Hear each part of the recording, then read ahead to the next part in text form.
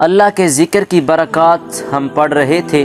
سرکار مدینہ صلی اللہ علیہ وسلم نے فرمایا کہ ایک آدمی جس کے ہاتھ میں روپے ہوں، پیسے ہوں، درہم ہوں، اور وہ تقسیم کر رہا ہو اور تقسیم کیے جا رہا ہو، بہت زیادہ پیسے ہوں اس کے پاس، تقسیم کر رہا ہو پھر بھی ختم نہ ہو رہے ہوں، اور دوسری طرف ایک آدمی اللہ کا ذکر کر رہا ہو، تو آپ نے فرمایا کہ جو بندہ اللہ کا ذکر کر رہا ہوگا وہ اس آدمی سے بہتر ہوگا جو بندہ پیسے تقسیم کر رہا ہوگا۔ تو پتہ چلا کہ دولت جتنی بھی ہو، جتنی بھی دولت آپ تقسیم کریں، جتنا بھی صدقہ آپ دیں، خیرات کریں، مال متاع لوگوں میں تقسیم کریں، ان سب چیزوں سے بہتر جو ہے وہ اللہ کا ذکر ہے۔ تو اللہ کے ذکر کو افضلیت حاصل ہے ہر چیز سے۔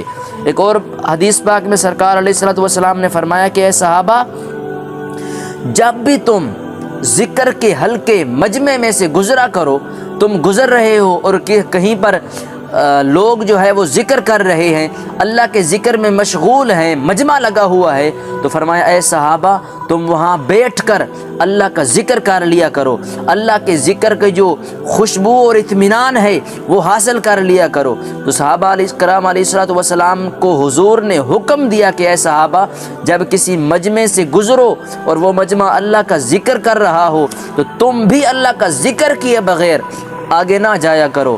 تو اس سے پتہ یہ چلتا ہے کہ جو اللہ کا ذکر ہے وہ ہمارے لیے کتنا اہم ہے۔ آج ہم دیکھیں، خود میں دیکھیں ذرا کہ ہم مسجد کے سامنے سے گزر رہے ہوتے ہیں اور ادھر سے نماز ہو رہی ہوتی ہے تو ہم نماز نہیں پڑھتے۔ مالک نے تو یہ فرمایا نا کہ اقیم الصلاۃ لذکری، کہ میرا ذکر جو ہے وہ سب سے بڑا ذکر جو ہے وہ نماز ہے، تو ہم نماز کو دیکھ کر مسجد سے آگے نکل جاتے ہیں۔ تو یہ ہماری غلطیاں ہیں، تو یہ ان غلطیوں کو ہمیں درست کرنا ہے جناب۔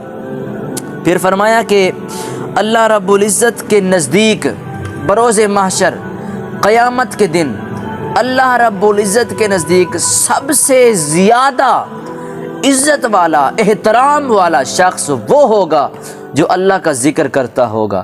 حدیث پاک میں ہے کہ سرکار علیہ الصلوۃ والسلام، حدیث قدسی ہے کہ اللہ فرمائے گا کہ آج تمام اہل محشر کو معلوم ہو جائے گا کہ عزت و احترام کے لائق کون لوگ ہیں۔ آج تمام کو، سب لوگوں کو یہ معلوم ہو جائے گا کہ عزت اور احترام کے قابل کون لوگ ہیں، عزت کے لائق، احترام کے لائق کون سے لوگ ہیں۔ تو رسول اللہ صلی اللہ علیہ وسلم نے دریافت کیا، صحابہ کرام رضوان اللہ تعالی علیہم اجمعین نے حضور سے پوچھا کہ یا سیدی وہ کون لوگ ہیں؟ تو آپ نے فرمایا کہ یہ عزت و احترام کے قابل جو لوگ ہیں، آپ نے فرمایا وہ مسجدوں میں اللہ کا ذکر کرنے والے لوگ ہیں، جو مسجدوں میں مجلسیں بنا کر، محفلیں کر کے اللہ کا ذکر کرتے ہیں۔ سب سے زیادہ امت کے اندر عزت اور احترام کے قابل وہی لوگ ہیں۔ تو دیکھیں، انسان کے دل کے اندر دو چیزیں ہوتی ہیں، دو خانے ہوتے ہیں، ایک میں شیطان ہوتا ہے، ایک میں فرشتہ ہوتا ہے۔ جب انسان اللہ کا ذکر کرتا ہے تو وہ جو شیطان ہوتا ہے وہ ڈر کر پیچھے ہٹ جاتا ہے، اور جب انسان اللہ کے ذکر سے محروم ہوتا ہے وہ شیطان آ جاتا ہے، وہ انسان کو وسوسے ڈالتا ہے، غلط فہمیاں اس کے دل میں، دماغ میں پیدا کرتا ہے۔